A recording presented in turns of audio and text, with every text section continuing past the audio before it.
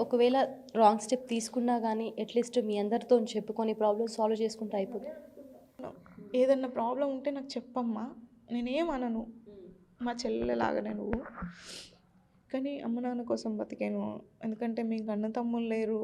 మేము గూడా అందరం అక్క చెల్లెళ్ళమే. ఆ ప్రాబ్లమ్ ఏంటో నాకు తెలుస్తది. అండ్ మాకు ఫాదర్ లేడు. ఫాదర్ ఉన్న వాళ్ళకి తెలీదు విలువ. లేరు. తెలుస్తుంది.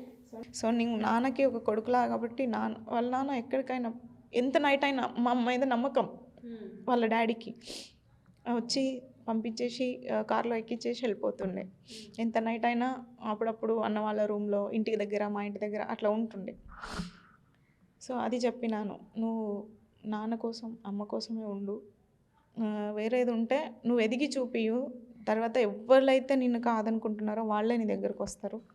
ఆల్రెడీ నువ్వు కొంచెం కొంచెం మంచిగా డెవలప్ అవుతున్నావు. సోషల్ మీడియాలో చాలానే ఫేమ్ అవుతున్నావు" అని చెప్పి కూడా